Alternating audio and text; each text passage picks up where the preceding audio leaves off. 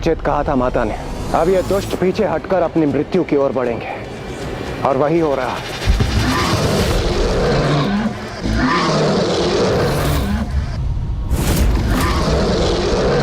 कीचड़ के समान भीरू मत बनो, आगे बढ़ो। देखो, है तो ये तुच्छ नारी ही, तुम्हें तनिक भी क्षति नहीं पहुंचा पाएंगी मेरे महायोद्धाओं।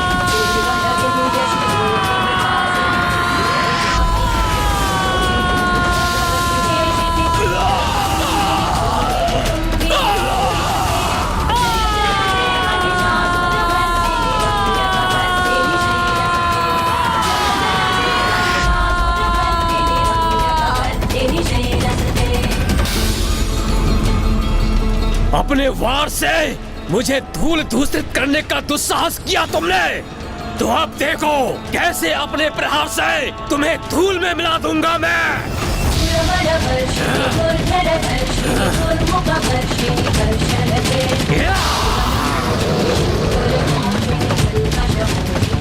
वो तो तुम तब करोगे ना दुष्ट, जब मैं तुम्हें प्रहार करने का अवसर दूंगी।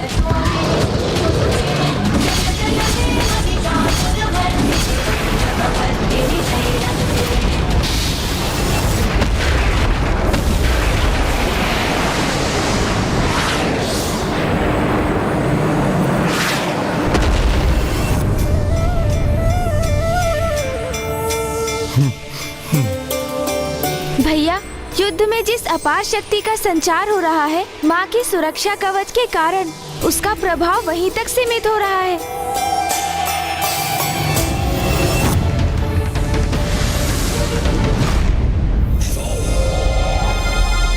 धिक्कार है इस असुर महायोद्धाओं को, एक तुच्छ नारी को रोकने में असमर्थ हो रहे हैं ये।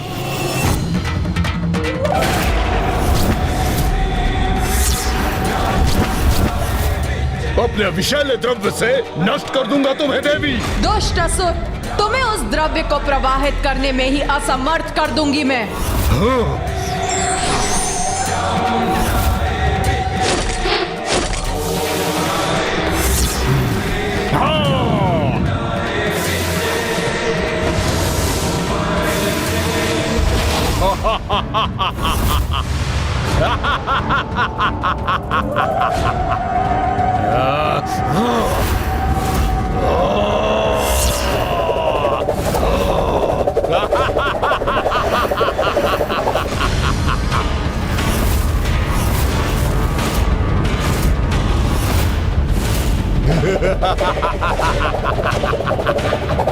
इतनी तीव्र गति से अपने दोनों मुख गतिमान करूंगा मैं कि तुम लक्ष्य साध नहीं सकोगी, किंतु मैं अपने घातक द्रव्य से तुम्हें भस्म करूंगा।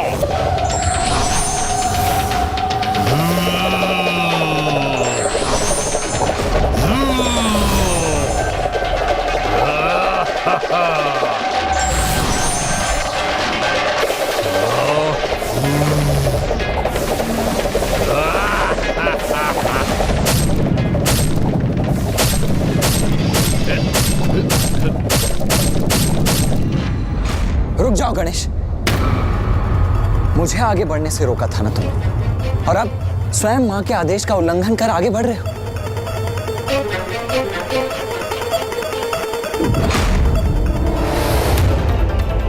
नहीं भैया, माँ का आदेश तो मैं कदापि नहीं भूला, किंतु हम इन दुष्टों के वध के उपाय माँ को बताना अवश्य भूल गए हैं।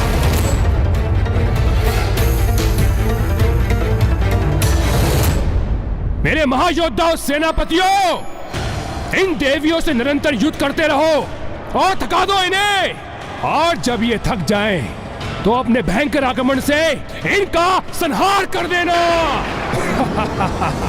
तुम्हें अपनी भुजाओं के जाल में बांध लूंगा मैं। ये क्या? मुझे कुछ दिखाई नहीं दे रहा। है क्या ये?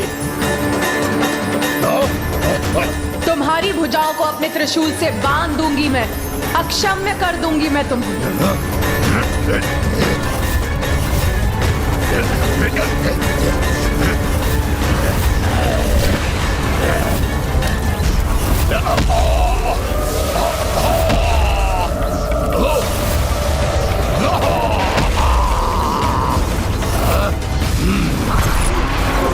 तुमने मुझे बांधा तो अवश्य है देवी, किंतु अभी भी मेरी ये भुजा शेष है। हाँ?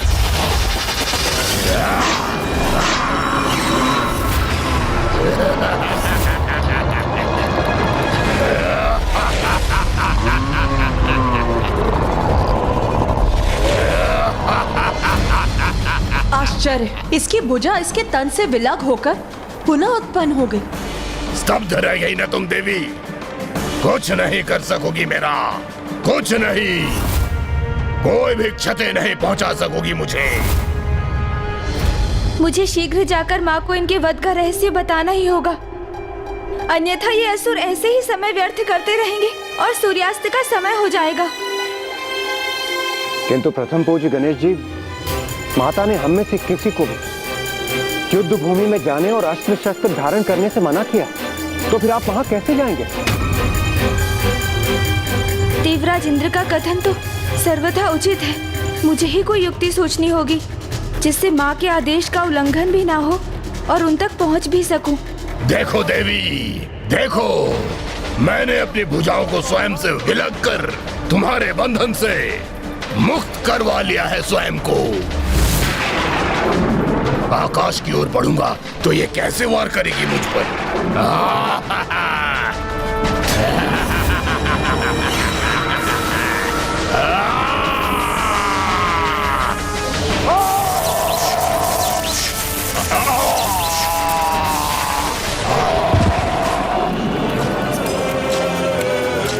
ये देवियां, ये तुच्छ नारियां मेरे महायोद्धाओं पर भारी कैसे पड़ रही हैं? नारी की शक्ति का उचित परिचय प्राप्त हो रहा है इन दुष्टों को, ज्ञात हो रहा है इन्हें। नारी का अपमान समाज और व्यक्ति दोनों के विनाश का कारक बनता है।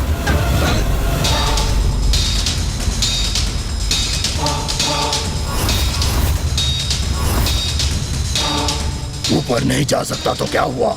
अब मेरी भुजाएं पुनः विकसित हो चुकी हैं, तो एक ही आक्रमण से अंत कर दूंगा इस देवी का।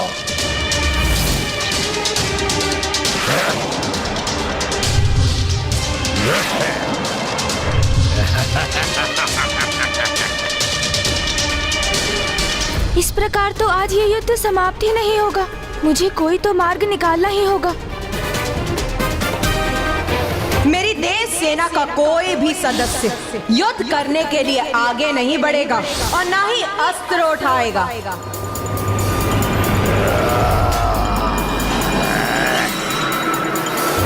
माँ ने युद्ध के लिए युद्ध भूमि में हमारा प्रवेश वर्जित किया है, किंतु उन्हें सूचना देने, बिना अस्त्र शस्त्र धारण किए वहां प्रवेश करने पर तो कोई रोक नहीं है। गणेश!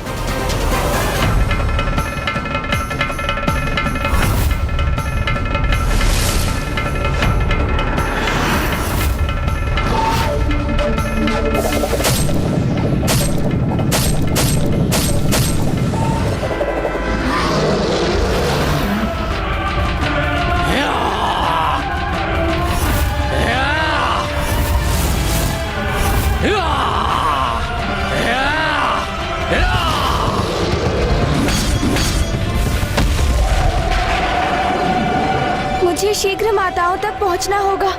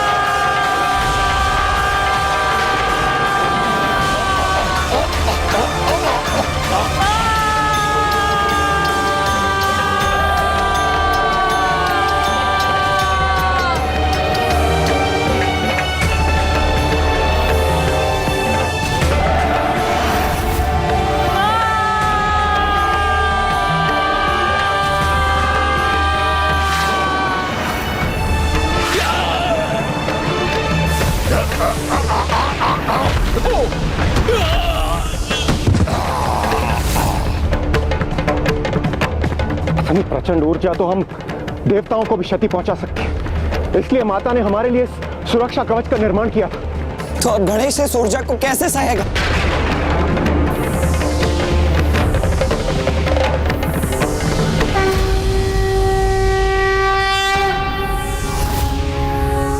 माँ का आंचल ही मेरी रक्षा करेगा।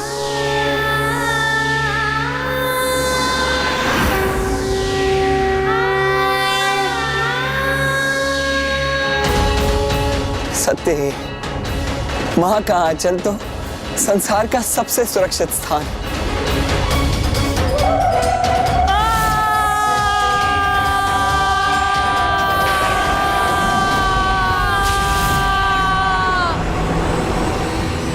उत्तम, अति उत्तम।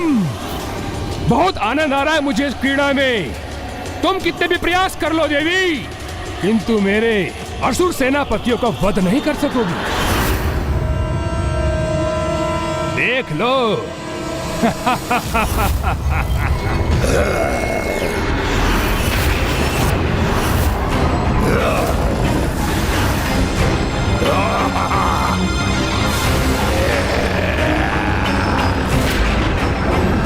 माता,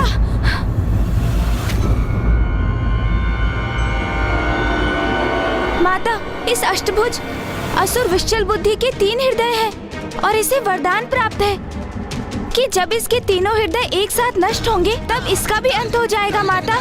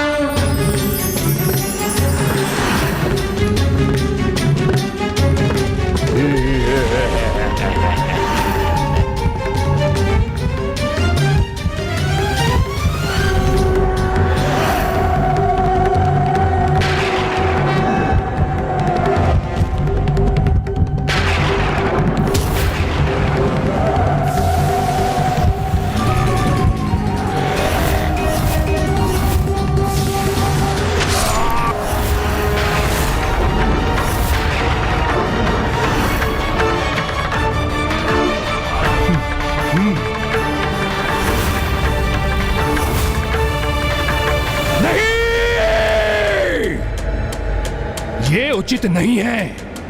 कैसे ज्ञात हुआ उस देवी को विशाल बुद्धि का भेद?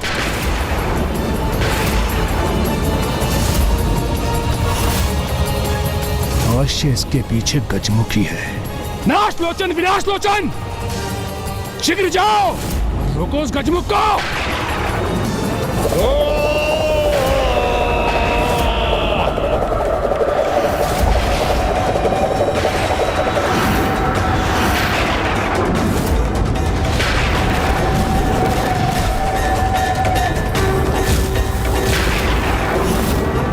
आगे नहीं बढ़ने देंगे हम गजमुख। अपने प्रहारों से यही रोक देंगे तुम्हें।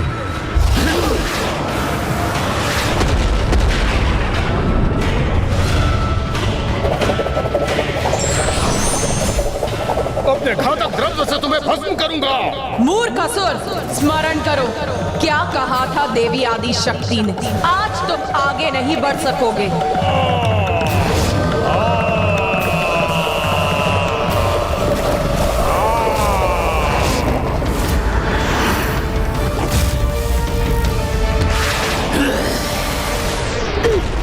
क्या करूं मैं? क्योंकि मैंने तीव्र श्वास भी ली तो ये दूर जाकर गिरेंगे।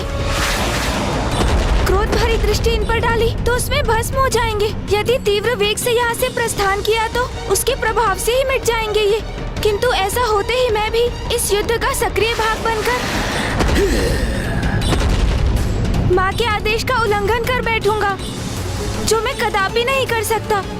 इसलिए मुझे इन दोनों को थकाकर ही रोकना होगा।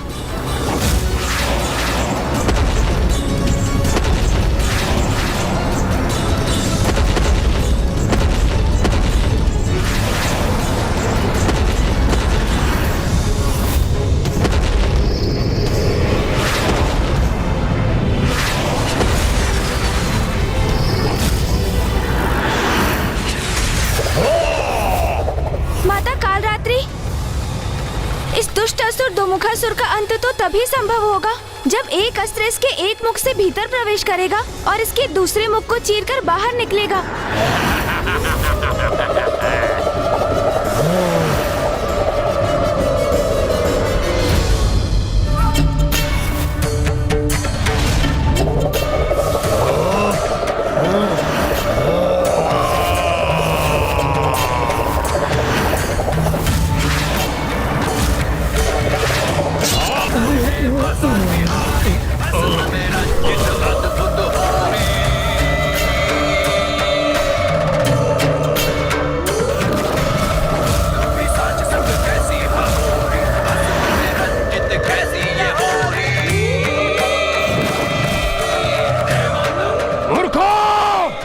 मेरे आदेश का पालन करो, रोको उस गजमुख को।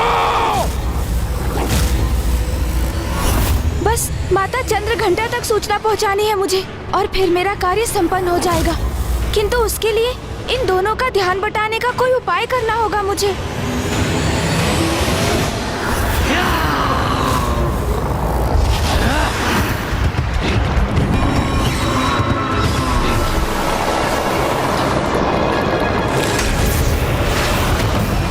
इन दुष्टों के लिए यही युक्ति उपयुक्त है।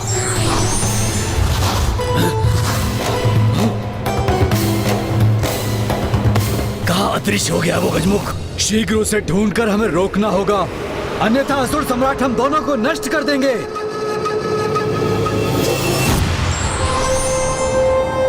अब मैं इन्हें भ्रमित कर एक दूसरे से ही उलझा देता हूँ। असुर जी, वहाँ कहाँ ढूंढ रहे हैं आप मुझे? मैं तो यहाँ हूँ। अच्छा, दुष्ट, बहुत अधिक चतुर बन रहे हो ना तुम आज। दुष्ट, चतुर, ये क्या कह रहे हो भ्राता? उचित कह रहा हूँ मैं। दुष्ट चतुर दोनों उचित हैं। ओह, समझा। तो अपना वास्तविक परिचय दे ही दिया तुमने। वास्तविक परिचय अर्थात वास्तविक परिचय, दुष्ट भी और चतुर भी। तो अब जो दुष्ट है उसी का अंत होगा। हाँ, जो गुप्त रूप से चतुराई करेगा उसका अंत मैं ही करूंगा। तू मेरा अंत करेगा? हाँ, मैं अंत करूंगा तुम्हारा। तू करेगा मेरा अंत? हाँ, मैं करूंगा। यही है उचित अवसर। माता! तुमने सुना? सुना भी और देखा भी उस दुष्ट को। तो फिर रोको उसे। माता!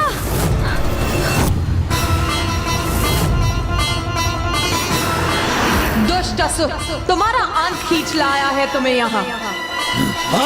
माता!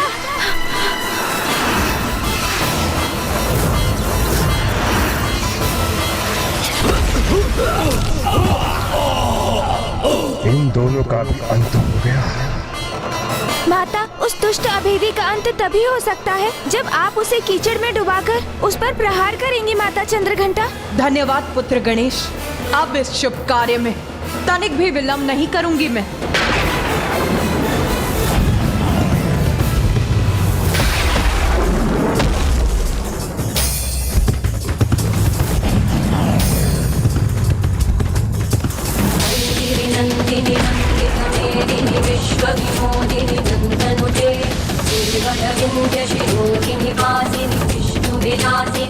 मुझे कुछ करना होगा।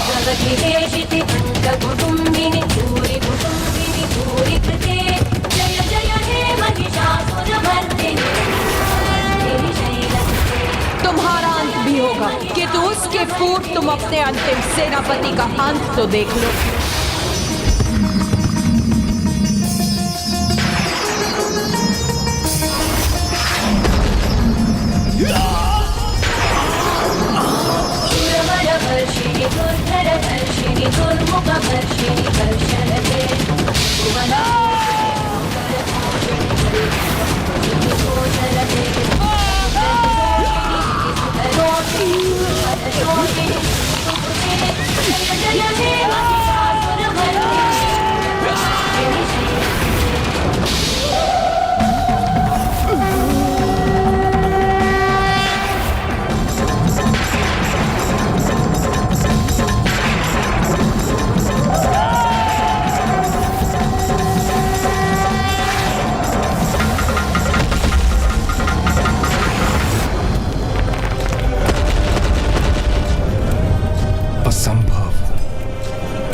मेरे महायोद्धाओं का अंत हो गया। इन तुच्छ देवियों, इन नारियों के द्वारा।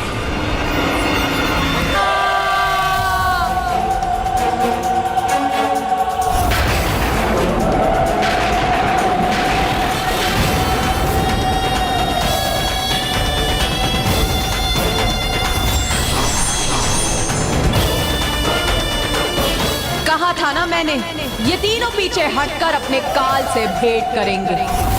और अब तुम्हें भी तुम्हारे काल तक पहुंचने का समय आ गया है दुष्ट दुर्गमासुर।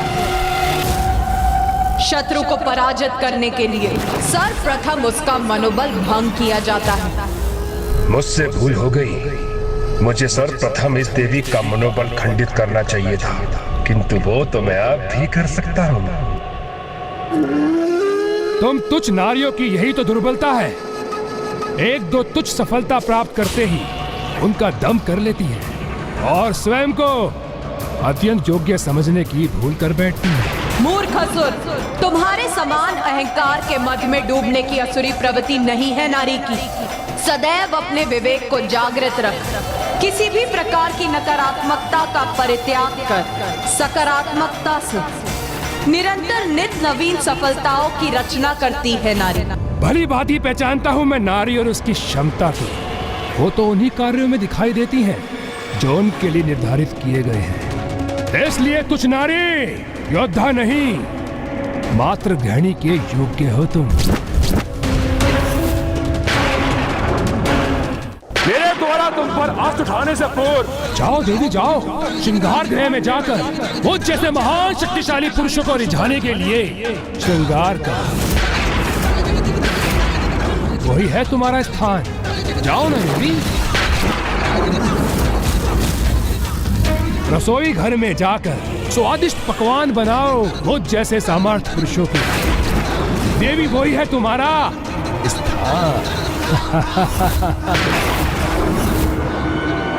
जाओ पूजा गृह में जाकर मुझ जैसे किसी योग्य संपन्न पुरुष के लिए पूजा पाठ व्रत करो।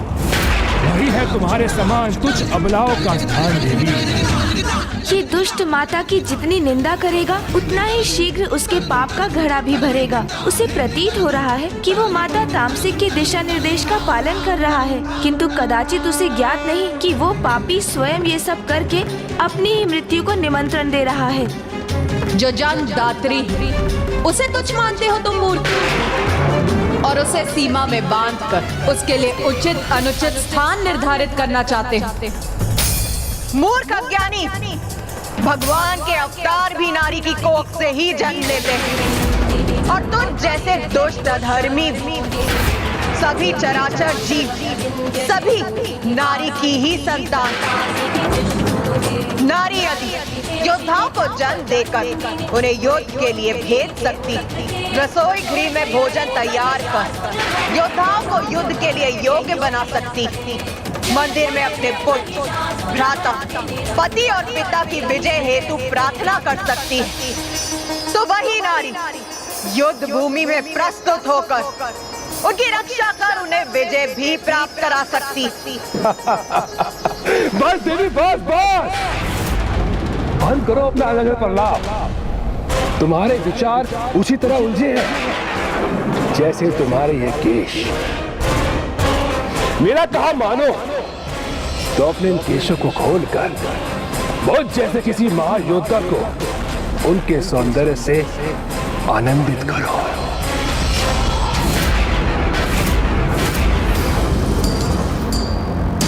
आनंद की प्राप्ति तो ज्ञान से ही संभव है मूर्ख।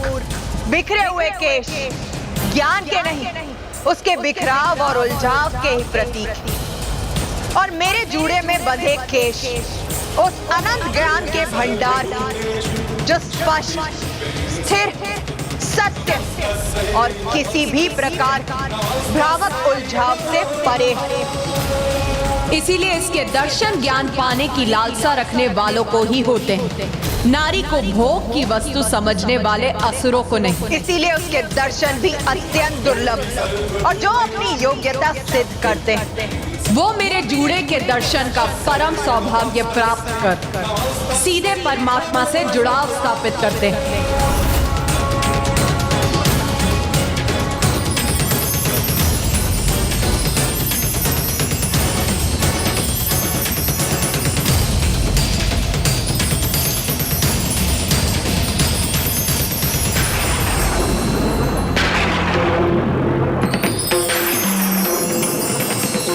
तुम्हारे निरर्थक शब्दों का मुझ पर कोई प्रभाव नहीं हो रहा है देवी, क्योंकि मुझे तो तुम्हारे लाल होठ ही दिखाई दे रहे हैं।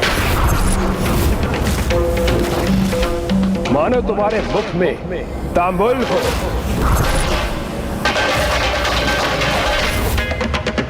तांबुल और सुपारी तो मंगल और लक्ष्मी का प्रतीक होते हैं, किंतु तुम्हारे भाग्य में अब न मंगल है और ना ही लक्ष्य। उचित कहा था माता तामसिक ने, मनोबल खंडित होगा तो इस देवी का क्रोध जागृत होगा, जिससे ये उत्तेजित होकर कोई ना कोई भूल अवश्य करेगी। इसलिए मुझे अभी नहीं रुकना चाहिए, इसके लिए और अपमानजनक शब्दों का प्रयोग करना चाहिए।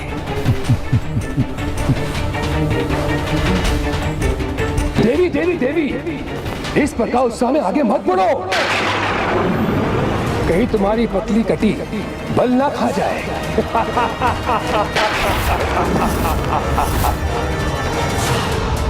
नारी की पतली कटी उसके उत्तम प्रजनन शक्ति की प्रतीक, और मैं तो समस्त संसार की जननी हूं। इसीलिए मेरी कटी की चिंता तुम मत करो मूर्ख, वो तो अति सक्षम, उसे कोई क्षति नहीं पहुंचेगी। क्षति तो अब तुम्हें पहुंचेगी मूर्ख। खंडित यदि कुछ होगा तो वो तुम्हारा अहंकार, दुष्ट दुर्गमासुर। अहंकार तो मुझे तुम्हारे मुख पर झलक रहा है देवी, तभी तो इस युद्ध भूमि में लोक कवच नहीं अपितु स्वर्ण आभूषण धारण करके आई हो तुम। तुझ नारी